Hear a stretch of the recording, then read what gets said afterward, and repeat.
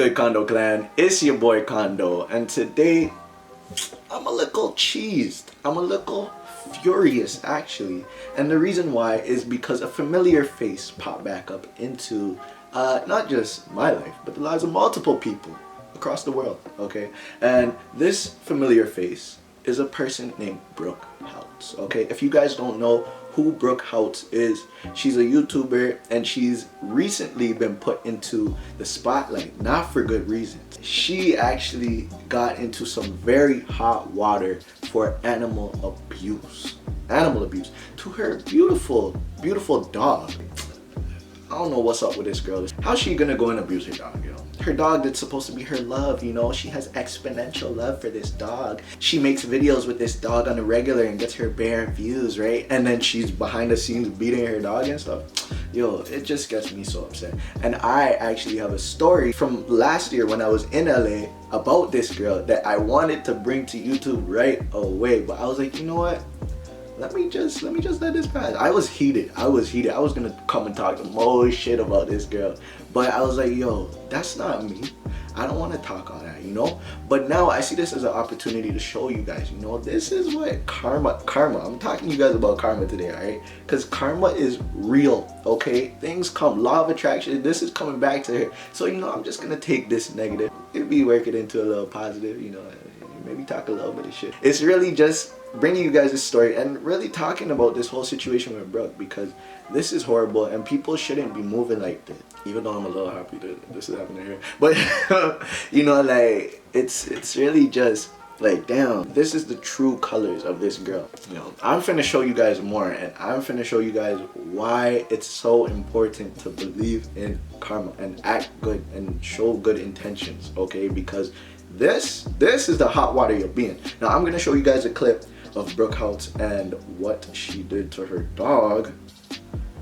You know, just take a look. It's your girl Brooke here today. For this video, I wanted to prank my dog. She's over there. I put plastic wrap on the door. I'm gonna have him run out. We're just gonna see what he does. I don't know. It doesn't faze you. Oh! Well, as you can tell. Stop! We love you. We love you, or whatever. We love you. We love you. So basically, she hit her Doberman pincher. She's abusing this dog to the max. She hit this dog, she spit on it, and she shoved this dog. Like, what's going through your mind to spit on it? Like, what's really going on with you in your head? I was dying. I'm like, what is really your problem? What's your issue, you know? I don't really want to know. Like, I could care less about her, but it's just so sad, man. And like, this raw footage, I'm just so happy, like, because she exposed herself. She knew she made a mistake, but people caught it before she could delete the video. LAPD is investigating, PETA is investigating, everyone's on her case right now. I'm gonna leave the link in the description too, so you guys can check that out. There's Hollywood Life News, I'll leave a link for that too. You know, it's just crazy, yo, it's crazy. So if you guys want to know more about the whole situation with her and her dog, go ahead and check that out. If I'm being 100% honest, I wouldn't even be surprised if she was just doing this for a little bit of publicity from just what I've seen from her. But anyways, the main thing about this video, I'm gonna show you guys what she did to me personally and how karma really works in this world. Story time, yay! Basically, to keep this story short though and not too convoluted, I'm just gonna break it down to make it very simple. Basically, one night, my boys and I were chilling with Brooke and her friends at her apartment complex. After chilling for a little bit, we decided we wanted to go eat something. The girls, they had to go back to their apartment real quick just to go like check on some final stuff. But when they got back to their house, they noticed their key wasn't there. And they leave their key out in the open. I have no idea why they would do that. Basically, someone stole their key. So they were bugging, they were tripping, and they're like, yo, we need to get our locks changed. So Brooke and her friends, they want to get their locks changed, right? Because it's nighttime, you never know what kind of creep stole their key, which makes sense, you know, that's fair. So they call up a locksmith, and the thing is, they called up a third-party locksmith. You're not supposed to do that. You're supposed to call up locksmiths from your own apartment complex. The thing is though, the locksmith was being difficult, the girls were being difficult, so Brooke just said, whatever, we're calling a third-party locksmith. The third-party locksmith comes, he's doing his thing, right? And then after about an hour or so, the apartment complex locksmith comes. He's talking about, oh, you guys can't be doing this. You're gonna have to pay for my services and for his services. And Brooke, she wasn't ready for that. She wasn't ready to be paying all this money, and her friends, they didn't have the money for that at the time. So basically, when it comes time to pay now, even though these girls were acting so rude to my friends and I, they wanted to come and be like, oh guys, we're sorry, you know, like, it was a tough situation. but they did not have to act so rude, right? But basically they came to ask us for money now, just to help them out a little bit, right? None of my friends wanted to help them. They were like, yo, no, we're not gonna help you. But I was like, you know what? I get it. They're locked out of their crib, right? Their tensions are high, whatnot. And so it was only 20 bucks that she asked for. I was like, yo, you know what? Let me give you the 20. I gave her the 20 and she's like, you know what? I will pay you back. And now this is where stuff starts to get juicy, okay? Because I have the screenshots for this stuff and all the old text messages that we went through. I'm gonna put those up on the screen, and this is the first time I'm looking back at these messages in forever, okay? So I don't even know how I'm gonna react. Okay, so the first one that I have here is an Instagram screenshot, okay? This is the first time I messaged her, and she's like, oh, hey, sorry, I've been gone all day. I'm like, yeah, it's okay. We dropped by your crib, you weren't there. Are you available tomorrow? If so, what time is cool to drop by? Now, she never replied to this message. And I was like, okay, what's going on there, right? Things were a little fishy, but I was like, whatever, maybe she's busy, right? She's a YouTuber, you know, she has her thing. So I'm like, yo, let me just cool it for a little bit. Basically, I'm like, yo, Brooke, it's Osai.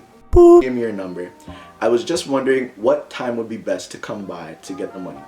She's like, oh, probably later, because I'm not home. All right, like, after what time? And as you can see, it was red. So I messaged her again, maybe a little later in the day. I'm not too sure exactly when this was from. But I'm like, yo, bro, what's good? Are you going to be at home today? She's like, only until 6 p.m. Okay, I'll come by before.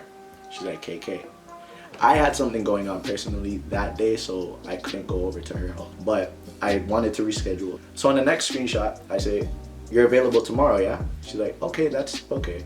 And yes, so I messaged her the next day, right? I'm like, hey bro, good afternoon. I just wanted to give you a heads up that I'll still be coming by, maybe in the next few hours. I believe this was like my second to last day that I was gonna be in LA, and I was like, yo, like time's been going by. I haven't been hearing anything from her. I know, oh, I also have screenshots of phone calls. Like I tried calling her up bare times, but she never answered. At this point, I was like, yo, this is getting ridiculous now, you know what I mean? Basically, after saying that, in the same day, she still didn't reply to me. I think she said she was doing something, so I was like, okay. But I'm like, hi Brooke, I'm gonna make my way over now. Any idea when you'll be back home? I think all these texts were within the span of 6 hours, and I know she's on her phone, okay? She's a social media influencer. You can't tell me that she wasn't checking her phone between that time and that time. But she's like, no, not yet, I'm sorry.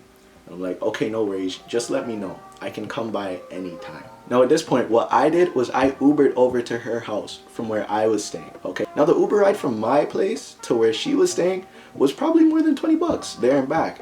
But the thing is that none of this was even about the money. It was just about the principle, okay? I pay you and I'm helping you out, okay? And this is all after how rude she was being to not only myself, but to my friends. And she's saying that she's gonna pay me back, that she would, right?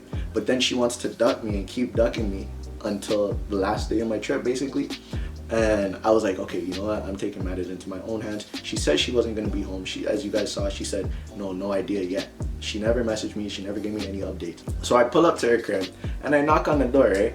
And guess who's home? Brooke. Talking about some.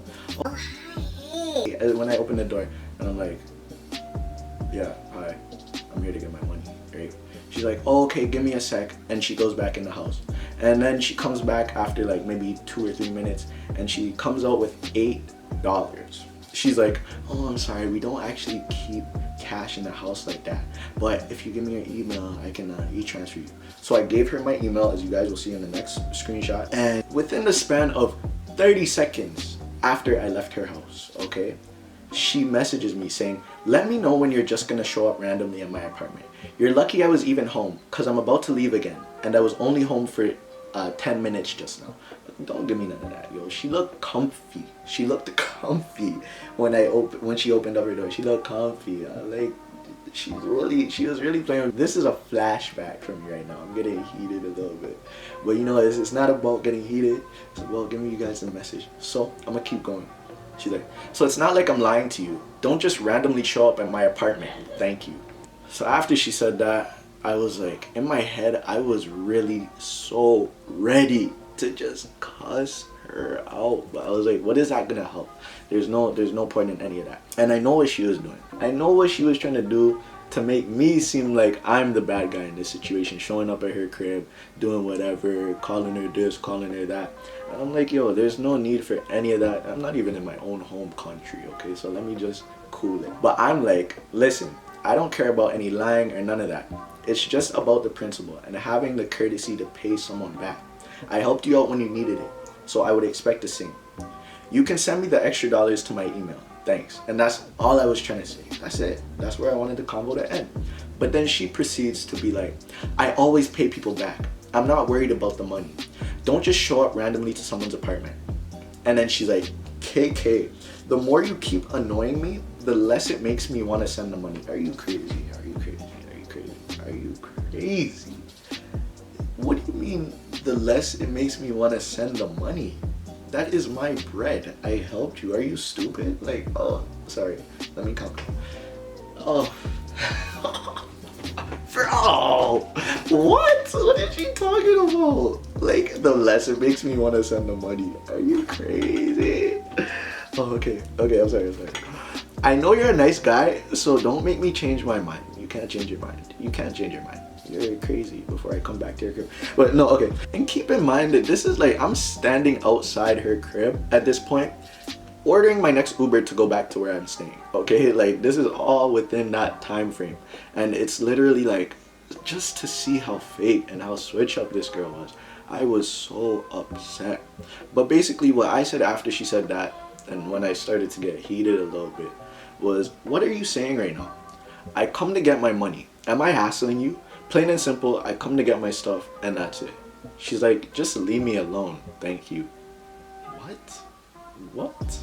I'm like, I'm not making any scenes, so I don't need to be hearing any of that. She's like, I only talk to nice, positive people. Oh! I will get you the $8 you're so stressed about. Just relax, dude.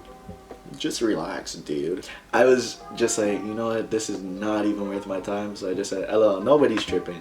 Thank you, that's all I'm asking. Night. Now, what do you guys think? Do you think I got the money back?